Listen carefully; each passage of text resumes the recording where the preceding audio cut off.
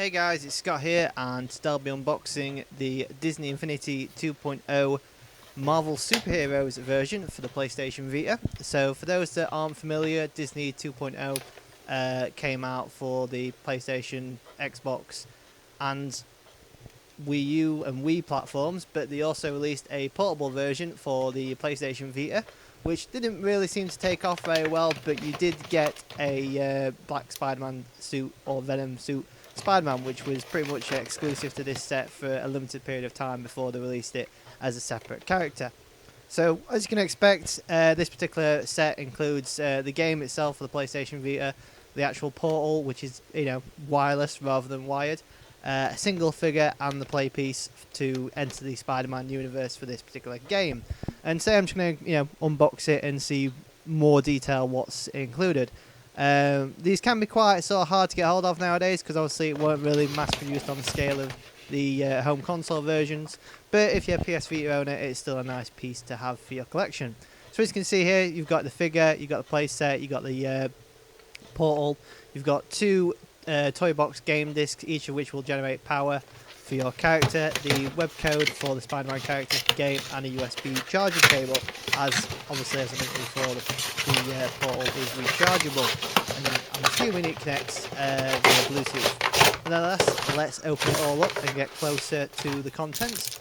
So here we have the PS Vita game itself, Disney Infinity 2.0, which you can see comes sealed. Whereas some Disney Infinity games, as Skylander games and so forth, don't always come sealed. It's just a little seal on the side to say that it's closed.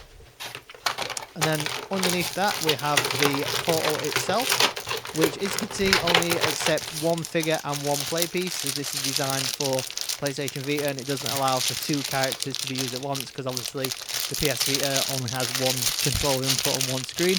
Interestingly enough, they didn't really think about the PlayStation TV, as obviously PlayStation TV could potentially have two characters at once on one screen.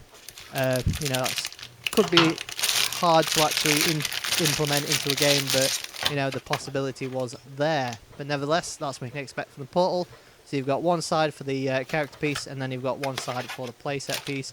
Obviously, the Spider-Man figure and the play piece can be used in the Xbox 360, Xbox One, PS3, PS4, Wii U, or whatever platforms it's been released on, because all the character figures are universal and work vice versa. And then we get down underneath the portal to the actual toy box game discs power pieces, each of which will generate some kind of power for your character in use in the game. And then next to that, in its separate own little compartment, is the Spider-Man figure, which in a sense is really the only reason why I picked this set up. And as you can see, it looks pretty cool. He's grabbing onto a piece of debris by the look of things. Pretty robust and solid as what you'd expect from a normal Disney Infinity figurine, so not really much to brag about there. And then underneath him is the play piece, which allows you to access the game world and vice versa. So yeah, but the actual play piece itself does look pretty cool. It looks to be like some sort of tablet or headpiece wrapped around in Venom, so could be an indication of what to expect from the story. Now finally we have the game itself, which as you can see is completely sealed, as this was obviously brand new, despite the box looking a bit rugged. And once you get that open, you'll be welcomed with the usual things you would expect from a PS Vita game. But interestingly enough, it does come with a manual, which obviously none of us will ever read. So yeah, we have the front, the spine, and the back.